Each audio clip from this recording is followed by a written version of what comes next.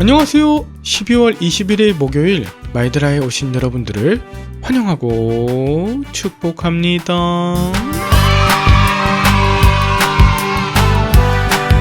여러분은 생일에 가족들로부터 어떤 것을 받고 싶으신가요? 축하해요 라는 인사말이요? 물론 없는 것보단 나을 것입니다. 그렇다면 예쁜 케이크나 평소에 위시리스트에 넣어둔 선물을 받고 싶으실까요? 물론 아무 선물도 받지 않는 것보단 나을 것입니다.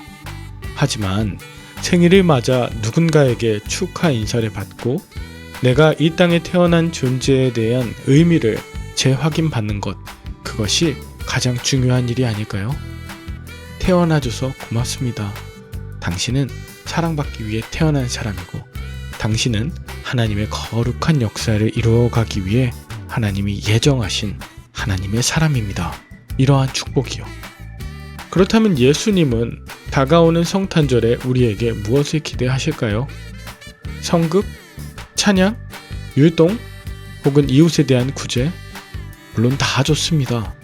아무것도 하지 않고 아무런 기대감 없이 매년 돌아오는 휴일 정도로 성탄절을 보내는 것보단 낫겠죠. 예수님의 생일을 맞이해서 뭔가 의미 있는 행사를 기획한다는 건 매우 가치 있는 일이 될 것입니다. 하지만 자칫 행사 자체에 매몰되어 예수님이 이 땅에 오신 의미, 하루하루 예수님과 동행하며 예수님의 뜻, 예수님의 생각, 예수님의 마음을 살피는 일에 등한시한다면 이 또한 본질을 놓치는 안타까운 일이 될 것입니다. 이제 성탄절을 앞두고 여러분 많은 것을 준비하시게 되겠지만 성탄은 행사가 아닙니다. 성탄은 이벤트가 아닙니다. 예수님은 저와 여러분들에게 예수님께서 우리에게 어떤 존재이자 어떤 의미인가를 확인받고 싶어 하실 거예요. 그렇다면 오늘의 마이드라를 통해 이 예수님의 성탄의 의미를 다시 한번 되새겨 보시길 바라며 오늘의 마이드라를 힘차게 시작해 보도록 하겠습니다. 자, 출발!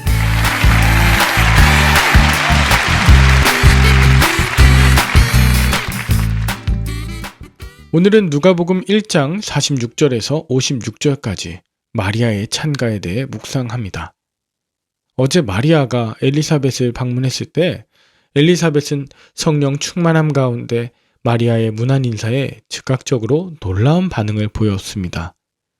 게다가 여자 중에 네가 복이 있다고 한 것과 말씀이 반드시 이루어지리라 믿은 그 여자에게 복이 있다라는 엘리사벳의 이 말은 마리아의 모든 두려움을 사라지게 하는데 충분했을 것이고 직접적인 하나님의 말씀으로 다시 회상되었을 것입니다. 이제 오늘 본문은 마리아가 이 엘리사벳의 말을 듣고 하나님께 드리는 기쁨의 찬가가 이어지는데요. 46절에 보면 마리아가 이르되 내 영혼이 주를 찬양하며 47절 내 마음이 하나님 내 구주를 기뻐하였음은 48절 그의 여종의 비천함을 돌보셨음이라. 보라 이제 후로는 만세의 날에 복이 있다 일컬으리로다 라고 합니다. 이건 마치 아이를 낳지 못해 고통받았던 한나가 하나님의 은혜로 사무엘을 얻은 후에 드린 한나의 기도를 생각나게 하는데요. 한나가 사무엘을 잉태하던 사사시대는 사람들이 자기 소견에 옳은 대로 행하는 때였고 엘리를 포함한 제사장들의 부패가 극에 달하던 때였습니다. 나님의 시대는 개인의 문제가 아니라 바로 이런 시대 문화와 제사장들을 비롯한 백성들의 행악과 관련이 있습니다. 그런데 그런 고통과 나님의 시대에 하나님은 비천함 가운데 있는 그 한 사람을 돌보시고 그 한 사람을 복의 근원으로 삼으셔서 민족을 회복시키시는 신실하신 하나님이십니다. 하나님은 예수 그리스도를 통해 비천한 자들을 복의 근원으로 삼으십니다. 성경에서 말하는 복, 다른 것이 아닙니다. 그것은 하나님과의 관계에서 멀어져 죄 가운데 죽어가던 영혼들이 구원을 얻어 하나님과의 신실한 관계를 갱신하여 하나님의 언약 백성이 되는 것이죠. 이게 진정한 복입니다. 이것을 위해 하나님은 아브라함을 복의 근원으로 삼으셨고 엘리사벳과 마리아를 복 있는 여인으로 삼으신 것입니다. 계속해서 마리아는 49절 능하신 이가 큰 일을 행하셨으니 그 이름이 거룩하시며 50절 긍휼하심이 두려워하는 자에게 대대로 이르는도다 라고 고백합니다. 하나님은 마음의 생각이 교만한 자들을 흩으셨고 권세 있는 자를 그 위에서 내리치셨으며 비천한 자를 높이셨고 줄이는 자를 좋은 것으로 배불리셨으며 부자는 빈손으로 내보내셨습니다.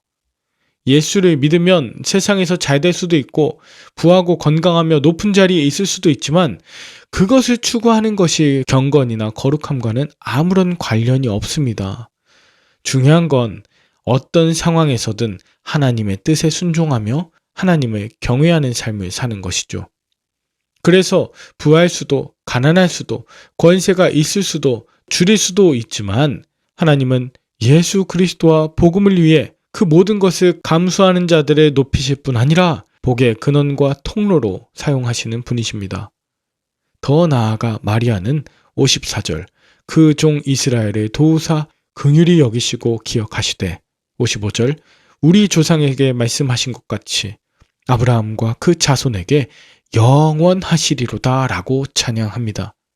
하나님은 그분을 경외하는 자를 돌보시고 긍휼 베푸시는 분이심을 잊지 말고 세상의 교만한 자, 대적자, 부를 자랑하는 자는 하나님이 심판하시는 공의의 하나님이시다. 이것을 영원토록 찬양하는 것이 저와 여러분들이 불러야 하는 찬양인 것입니다.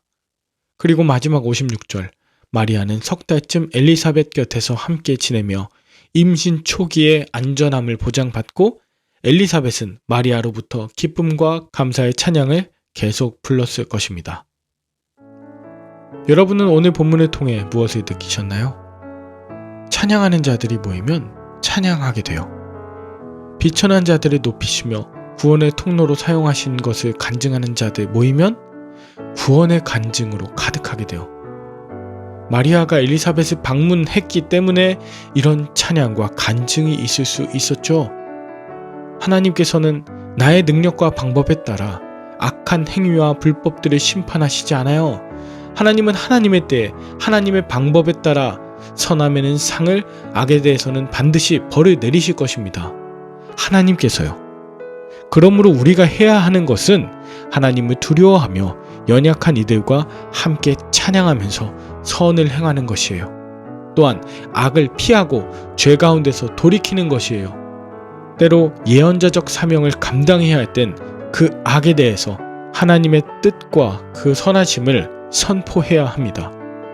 여러분, 내게 베푸신 은혜를 세상에 자랑하며 세상을 향해 정죄하기보다 하나님을 찬양하는 자들과 함께 기쁨과 감사를 나누는 신앙 공동체를 찾으시고 그 가운데 머무시기 바라요. 몸과 믿음이 연약한 때에 특별히 그러하시길 바랍니다. 이게 먼저입니다. 그리고 함께 하나님을 찬양하며 악한 권세를 향해서 하나님께서 역사하실 것을 함께 선포하십시오.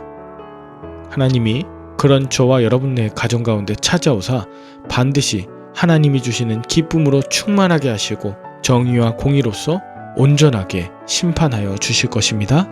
함께 기도할까요? 하나님 아버지, 사람들과 함께 모여 있을 때 나의 의로움과 존재 가치를 인정받고자 나를 자랑하려 했던 교만을 내려놓습니다. 하나님이 찾아오셔서 들려주실 말씀과 마음을 기대하며 나누기보다 인간적인 판단과 두려움, 험담을 늘어놓았던 지난 날을 회개하오니 이 시간 하나님을 기뻐하고 하나님이 행하실 일을 찬양하는 종 되게 하여 주옵소서. 하나님을 경외하고 두려워했던 마리아가 예수님을 어떻게 양육했을지 기대가 되면서 우리에게 맡기신 자녀들을 어떻게 양육해야 할지 분명한 길을 보여주심에 감사합니다.